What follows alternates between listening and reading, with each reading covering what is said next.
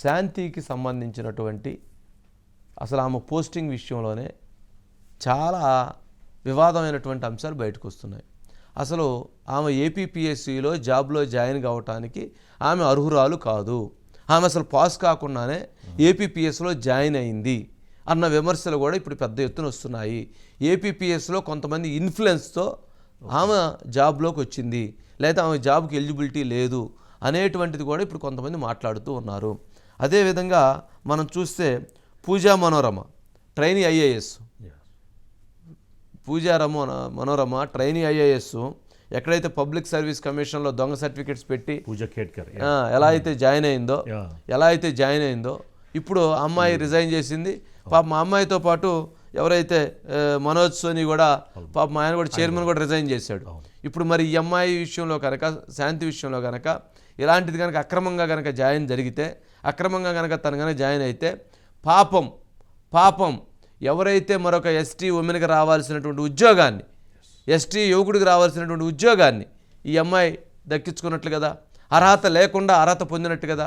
పాపం ఆ అర్హత కోల్పోయినటువంటి వాళ్ళు ఎవరు? పాపం ఈ జాబ్ రావాల్సినటువంటి ఆ వ్యక్తి, కష్టపడి చదువుకున్నటువంటి వ్యక్తి, ఆ కుటుంబం ఎవరు అనేది కూడా తేలాల్సినటువంటి, విచారణ చేయాల్సినటువంటి అవసరం ఉంది. దీనికి సంబంధించి లక్ష్మణరావు గారు మనతో పాటు జాయిన్ అవుతున్నారు. వారు చెప్పిన దాని ప్రకారంగా, అంటే వారే ఈ సమాచారాన్ని కూడా బయటపెట్టినట్టున్నారు. లక్ష్మణరావు గారు నమస్కారం. నమస్కారం లక్ష్మణరావు గారు. ఏంటండి మీరు చెప్పినటువంటి అంశం అంటే ఏంటి అసలు? దీనికి సంబంధించి ఏంటి? ఎంఐ జాబ్ కరెక్ట్ కాదంటారా? రిక్రూట్మెంట్ జరిగింది, ఏపీపీఎస్సీ విధానం జరిగినటువంటి రిక్రూట్మెంట్ కరెక్ట్ కాదంటారా? మీరు అందుట్లో ప్రత్యేకంగా ఆలయ దర్శిని ద్వారా మీరు ఎడిటర్గా అనేకమైనటువంటి దేవాలయాల్లో జరుగుతున్నటువంటి అనేక కథనాలని, అనేక అంశాలని, హిందూ ప్రచారానికి సంబంధించిన అనేక అంశాలను కూడా మీరు వెలుగులోకి తీసుకొస్తూ ఉన్నారు. బట్ మీరే ఈ అంశాన్ని కూడా మీరు వెలుగులోకి తెచ్చినట్టున్నారు. అసలు ఏంటి లక్ష్మణరావు గారు, ఏం జరిగింది? దీనిలో ఏం జరిగిందంటేనండి, ఈ కలింగిరి శాంతి అనేటటువంటి మహిళ ఎవరైతే ఉన్నారో ఏపీపీఎస్సీ నుంచి డైరెక్ట్ అసిస్టెంట్ కమిషనర్ గా జాయిన్ అయినటువంటి సందర్భంలో ఈవిడితో పాటు మరొక ముగ్గురు అసిస్టెంట్ కమిషనర్లు కూడా జాయిన్ అయ్యారండి. రంగారావు వారు ప్రస్తుతం ఏలూరు అసిస్టెంట్ కమిషనర్ కింద ఉన్నారు. శ్రీనివాసరావు వారు ప్రస్తుతం నెల్లూరు అసిస్టెంట్ కమిషనర్ కింద ఉన్నారు. సిమిలర్ గా మాధవి ఆవిడ అప్పనపల్లి దేవస్థానంలో అసిస్టెంట్ కమిషనర్ కింద ఉన్నారు. నాలుగో వ్యక్తి ఈ కలింగిరి శాంతి గారు. వీరు నలుగురు కూడా ఏపీపీఎస్సీలో ఎగ్జామ్స్ రాసినప్పుడు వీరికి మినిమం రూల్స్ అండ్ రెగ్యులేషన్స్ ఏం చెప్తాయంటే, ఎస్సీ మహిళలకి 30% మినిమం మార్కులు వచ్చి ఉండాలి, జనరల్ కేటగిరీలో అయితే 40% మార్కులు వచ్చి ఉండాలన్న నిబంధన ఈ ఏపీపీఎస్సీ దానిలో ఉండండి.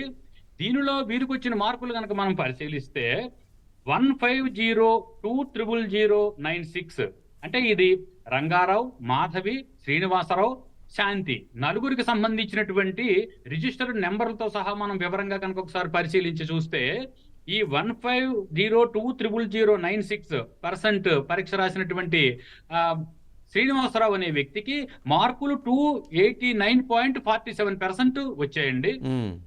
సిమిలర్ గా 150200127 ప్రకారం పరీక్ష రాసినటువంటి మాధవ్ గారికి కూడా 282.59% మార్క్స్ వచ్చాయి. రంగారావు అనే వ్యక్తికి కూడా దీనిలో 150200185 ప్రకారం రాసిన రంగారావు అనే వ్యక్తికి కూడా 248.02% మార్క్స్ రాగా, ఈ కలింగిరి శాంతి అనే వ్యక్తికి వచ్చినటువంటి మార్కులు చూస్తే మనకి విచిత్రం అనిపిస్తాయండి. 150400071 రిజిస్టర్డ్ నెంబర్ మీద ఈవిడ పరీక్ష రాశారు. ఈవిడికి వచ్చిన మార్కుల శాతం కేవలం 98.26%. అంటే దీనిలో కనుక మనం పర్సంటేజ్ కనుక మనం చూస్తుంటే 21.91% మార్క్స్ మాత్రమే ఈవిడికి వచ్చాయి. ఈవిడికి రావాల్సిన మార్కులు ఎన్ని? 450కి 30% ప్రకారం 135 మార్క్స్ రావాలి. 135 మార్క్స్ రావాలి, 30% రావాలి. రాకుండా కేవలం 98.26 మార్కులు మాత్రమే వచ్చాయి. అంటే 21.9%. అవునండి, ఇంత పాస్ కాలేదు. మరి ఈవిడికి ఉద్యోగం ఎలా ఇచ్చారు అని ఇప్పుడు ఏపీపీఎస్సీని అడుగుతున్నాం. సిమిలర్ గా దేవాదాయ కమిషనర్ నుంచి రెఫరెన్స్లు ఏదైతే రికమెండ్ చేస్తున్నటువంటి మన దేవాదాయ కమిషనరేట్ కూడా అడుగుతున్నాం. మీరు ఎందుకు రికమెండ్ చేస్తున్నారు? దీని వెనకాల పెద్దల భాగవతం ఏముందనేది మనకి ఎప్పటికే అర్థమైపోయింది. ఉమ్, రాయలసీమ నుంచి వచ్చినటువంటి ఈ మహిళ ఎవరైతే ఉన్నారో ఉమ్, ఈవిడిని ప్రత్యేకించి ఈ విశాఖలో ఆలయ భూముల దోపిడీ కోసం పక్కాగా స్కెచ్ వేసి తీసుకొచ్చి విశాఖలో అసిస్టెంట్ కమిషనర్ కింద విజయసాయి రెడ్డి గారే పోస్టింగ్ ఇప్పించారని ఆరోపణలు కూడా వినిపిస్తున్నాయి. మేము ఓకే. సమాచార హక్కు చట్ట ప్రకారం తీసుకున్న వివరాలు ఇప్పుడు మేము మీకు వినిపిస్తున్నాం. ఓ ఇప్పుడు ఇదంతా కూడా మీరు సమాచార హక్కు చట్ట ప్రకారంగా మీ దగ్గర ఉన్నటువంటి ఎవిడెన్స్ ఇవన్నీ. Yes, right to information act ప్రకారం నా దగ్గర ఆల్రెడీ షీట్ ఉందండి. ఓ ఈ షీట్ ప్రకారమే నేను మాట్లాడుతున్నాను. ఓకే. నేను సమాచార హక్కు కార్యకర్తగా 2005 నుంచి కూడా దేవాదాయ శాఖ మీద ప్రత్యేకంగా ఓకే. నేను పరిశీలన చేస్తున్నాను. ఓకే. దీని మీద ఆలయ దర్శనం అనేటువంటి ఒక పత్రికా ఛానల్ కూడా నడిపిస్తున్నానండి. అందువల్ల నా దగ్గర సమగ్ర సమాచారం ఈవిడ మీద ఉందండి. ఓ మీ దగ్గర ఉన్నటువంటి సమాచారం ఏదైతే మీ దగ్గర ఉన్నటువంటి ఆధారాలతో మీరు దీనిపైన పోరాటానికి దీని మీద ప్రశ్నించడానికి మీరు సిద్ధంగా ఉన్నారా? నేను గతంలో కూడా ఈవిడ మీద పోరాటం చేశానండి.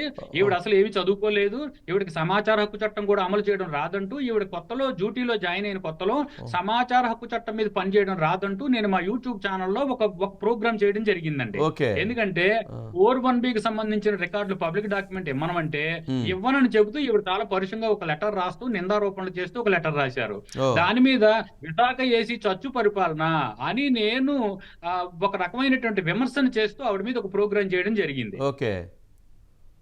నేను చేసిన ప్రోగ్రామ్ ఏంటంటే సమాచార హక్కు చట్టం అమలు చేయడం లేదని. ఓ. దాని మీద వైజాగ్ లో ఆవిడ నా మీద SC/ST కేసు పెట్టడానికి ప్రయత్నం చేశారు. వామ్మో. ఆ, పెట్టారండి. ఓకే. పెట్టడానికి ప్రయత్నం చేస్తే పోలీసులు నా వీడియో చూసి ఏమండి ఈయన ఎక్కడా కూడా విమర్శ చేశారు తప్ప మీ మీద ఎటువంటి ఆరోపణలు చేయలేదండి, మిమ్మల్ని నేను నిందించలేదు, తిట్టలేదు, కానీ దీని మీద ఎట్లా కట్టడం కుదురుతుంది అని చెప్పి వారు చెప్పిన మీదట SC/ST కేసు కట్టలేదండి.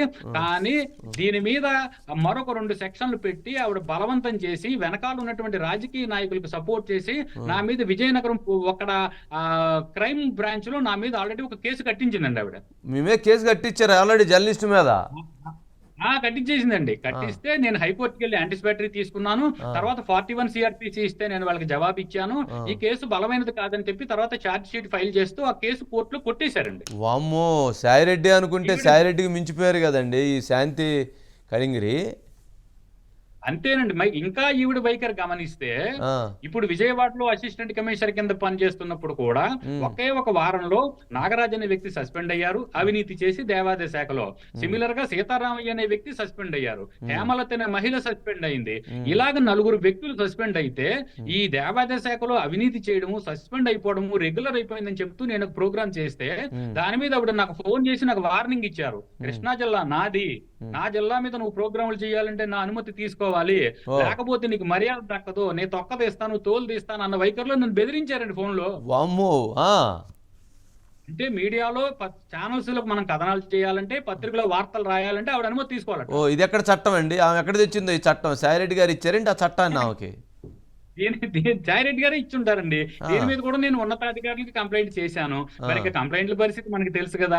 మన పుష్పవర్ధన్ గారు అనేటటువంటి ఒక వ్యక్తి మీద ఇసుక పోసేంత దారుణంగా పట్టపగలు దౌర్జన్యం చేస్తేనే దిక్కులేనటువంటి పురుష వ్యవస్థ మనదే.